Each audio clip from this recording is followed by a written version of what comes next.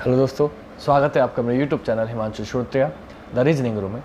आज Sunday special में एक छोटी सी वीडियो लेके आया। एक्चुअली वीडियो स्टोरी या कुछ ऐसा कुछ नहीं है। एक कॉल आई मेरे स्टूडेंट की और उसके ऊपर मैंने स्टोरी ढूंढी फिर कि मैं क्या सुनाऊं जिससे उसको भी थोड़ी सीख मिले और आप लोग भी उससे कुछ सीख पाओ। तो उसकी कॉल ये आई थी कि सर मैं बाहर जा रहा हूँ क्योंकि प्रॉब्लम ये हो रही है कि मेरे दोस्त जो थे यहाँ जो पढ़ते थे वो अब ठाकुर द्वारा चले गए हैं या फिर दिल्ली चले गए हैं। तो मैंने कहा कि यार कोई बात नहीं, वो चले गए लेकिन तेरी तैयारी अच्छी चल रही है, तो यहाँ पढ़ता रहे। एक जगह 10 जगह जाओगे तो फिर दिक्कत क्या होगी कि इधर पहले थोड़ा तैयारी करी, फिर दूसरी जगह गए, फिर वही चीज़ पढ़ी, तो कुछ नया नहीं मिलेगा, वही चीज़ बार बार पढ़ते रहोगे। तो तुम ऐसा मत करो, एक जगह लगे रहो। तो बोला कि सर प्रॉब्लम ये है कि मम्मी मेरी ये कहती है कि अगर तेरी जॉब मिलेगी तो मैं मर जाऊँगी। तो मेरी आप सभी पेरेंट्स से हाथ जोड़कर विनती है कि प्लीज़ बच्चों को ऐसे प्रेशराइज मत करो कि वो खुद अपने साथ कुछ कर ले, क्योंकि उसने मुझसे साफ साफ बोला कि अगर मेरी जॉब मिलेगी सर मैं मर जाऊँगा।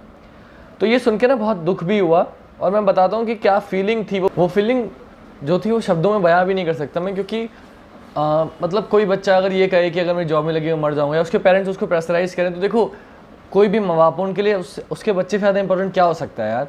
उसका बच्चा उसके पास सही सलामत है, उससे ज़्यादा इंपॉर्टेंट उसके लिए कुछ नहीं है यार। तुम कम कमा लेना, कम खा लेना, इंसान तो जीवित रहेगा। अगर जॉब नहीं लगी मैं मर जाऊँगा, ये कर लूँगा, ना तो मुझे लगता है बच्चों को ये सोचना चाहिए और ना ही माँ बापों को ये कहना चाहिए कि बच्चे इतने प्रेशराइज हो जाएं कि वो कुछ कर लें अपने साथ। ऐसे काफ़ी बार मैं सुनता हूँ कि सर मेरी जॉब में लगी मैं ये कर लूँगा वो कर लूँगा।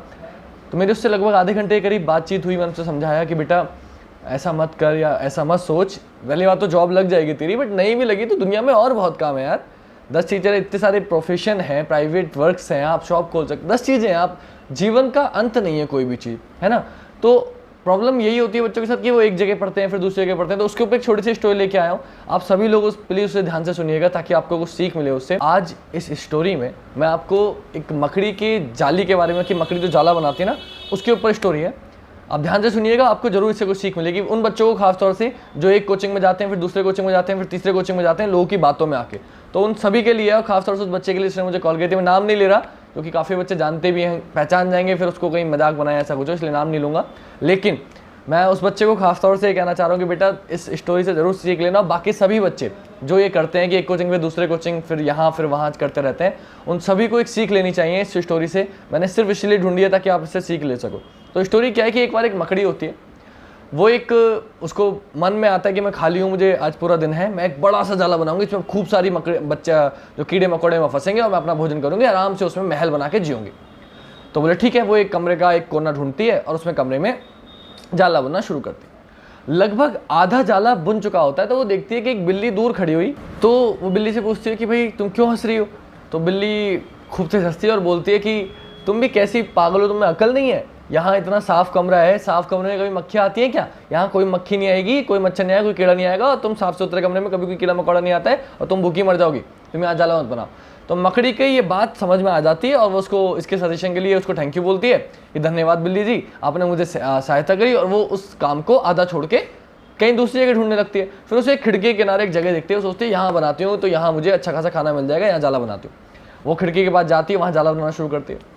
फिर से वो जाला बना रही होती है, आधा जाला करीब बन चुका होता है फिर से। तभी एक चिड़िया दिखती है उसे, चिड़िया के खिड़की बैठती है और वो देख के उसको आश्चर्यचकित हो जाती है, उसको ऐसे घूर के देखने लगती है। तो उसे तुम मुझे क्यों घूर रही हो, चिड़िया से बोलती है। तो चिड़िया कहती है अरे तुम्हें क्या हो गया, तुम्हें अकल नहीं है, तुम बेवकूफ़ हो, तुम यहाँ जाला क्यों बना रही हो, तेज हवा चलेगी तो तुम जाले के साथ खुद उड़ती हुई चली जाओगी, तो कोई कीड़ा मकोड़ा क्या फंसेगा। तो मकड़ी को बच्चों चिड़िया की आवाज़ भी अच्छी चिड़िया की बात भी अच्छी लगती है कि हाँ क्या तो सही रही, अगर तेज हवा आई, आंधी तूफान आई तो मैं उड़ के कहीं और जाऊँगी, जाला भी टूट जाएगा, मैं भी उड़ जाऊँगी और मैं मर जाऊँगी और मुझे खाने पीने को भी नहीं मिलेगा कुछ। तो वो वहाँ से भी जाला हट जाती है। फिर वहाँ से वो देखती है कि एक अलमारी है बहुत टूटी फूटी पुरानी सी, वहाँ जाके जाला बनाती हूँ सोचती है। वो वहाँ जाती है, जब वहाँ जाके जाला बनाना शुरू करती है, कुछ ही बना पाती है, तभी वहाँ पे एक काकरोच दिखता है जो उसे बड़े आश्चर्यचकित निगाहों से देख रहा होता है, बड़े अचरज से देख रहा होता है। तो काकरोच से पूछती है क्या हो गया, तुम मुझे क्यों देख रहे हो। तो काकरोच उससे बोलता है कि तुम एक बात बताओ, तुम यहाँ पे जाला क्यों बना रही हो, ये पूरी टूटी फूटी है, ये कुछ दिनों में मकान मालिक इसे बेच देंगे और जब बेच देंगे तुम भी उसके साथ बिक जाओगी और तुम भी मरी जाओगी, तुम्हें फिर कुछ तो यहाँ जाला बना के कोई फायदा ही नहीं है, तुम इतनी मेहनत करोगी और ये मकान मालिक आएंगे और इसे बेच देंगे क्योंकि यहाँ तो कोई आता नहीं, बिल्कुल टूटी फूटी है, तो तुम्हारी सारी मेहनत बेकार चली जाएगी। अब उसको ये बात भी सही लगती है और बेचारी थक हार के अब वो उसको छोड़ के अलग बैठ जाती है। लेकिन उसके बाद वो इतनी थक चुकी होती है कि उसके ऊपर उसके अंदर इतनी हिम्मत नहीं होती कि वो और जाला बना सके, तो ज़मीन पे पड़ जाती है। अब जब ज़मीन पे पड़ जाती है तो उसको चींटी जलती हुई दिखाई देती है।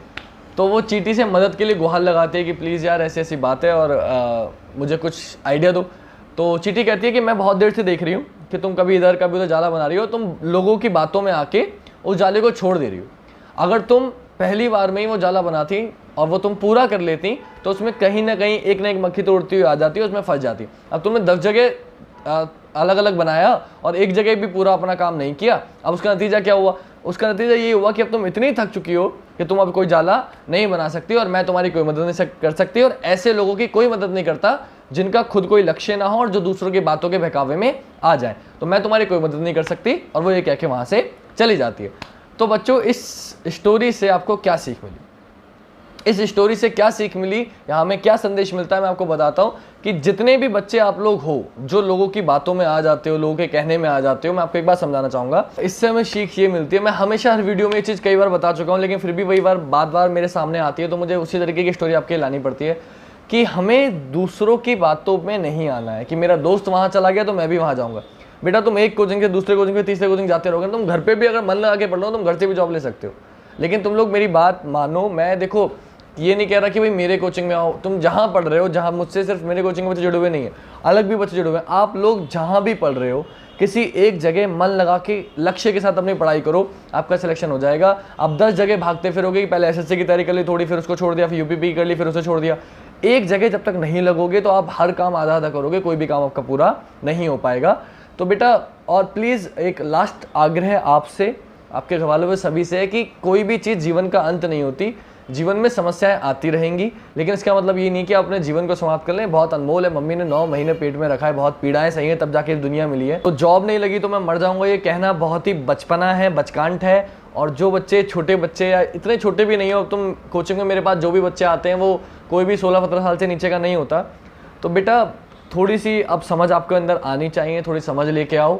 मम्मी कह रही हैं अगर ऐसा तो मम्मी को समझाओ। मैंने बताया था उस बच्चे को भी, और आप सभी से आग्रह करूँगा कि अगर ऐसा कोई प्रेशराइज़ कर रहा है तो मुझे नहीं लगता कि सही है। माँ बाप को भी इतना प्रेशराइज़ नहीं करना चाहिए। और बच्चों, आपसे खास तौर से अनुरोध है कि अगर माँ बाप कह रहे हैं वो सिर्फ आपको बेटा ताकि आप मन लगा के मेहनत करो इसलिए कह रहे हैं, है ना, क्योंकि उनको लगता है कि बच्चे हमारे नहीं सुन रहे हैं इसलिए वो थोड़ा प्रेशराइज करने के लिए आपको कह देते हैं। लेकिन आपको समझना है कि आपको मेहनत करनी है और सक्सेस लेनी है। ये नहीं कि मैं नहीं लगी तो मर जाऊँगा, ये मत सोचो। क्यों नहीं लगेगी ये सोचो ना। देखो, लगातार असफलताएं हो रही हैं तो उससे मायूस मत हो। कहते हैं ना, एक किसने कहा था मुझे तो याद नहीं, महान एक रहे हैं पहले, उन्होंने कहा था कि कभी कभी गुच्छे की आखिरी चाबी भी ताला खोल देती है। तो अपने ताला लगाते रहो, खोलते, कहते हैं ना गुच्छे में बहुत सारी चाबियां हैं, आप ताला खोल रहे हो, एक से नहीं खुला, 2 से नहीं खुला, 3 से नहीं खुला, तो बच्चे लोग छोड़ो यार, नहीं खुला, छोड़ो, हटाओ, चले जाते हैं। अबे भाई, उसमें चाबी है, तुम तैयार करते रहो, आखिरी चाबी से शायद हो सकता है आखिरी वाली चाबी से खुल जाए। तो जब तक पूरी चाबियां पूरी नहीं आती आप कोशिश तो करते रहो, कोशिश नहीं छोड़नी चाहिए। और हर ताले की कोई ना कोई चाबी जरूर होती है, तो हर समस्या का हल है। इसका मतलब आप प्लीज़ यार, मैं बहुत बुरा लगा मुझे, उस बच्चे की ऐसे कॉल आई और वो ये बात बोला, तो मुझे ना सुन के बहुत अपने दिल में लगा कि यार ऐसा नहीं होना चाहिए।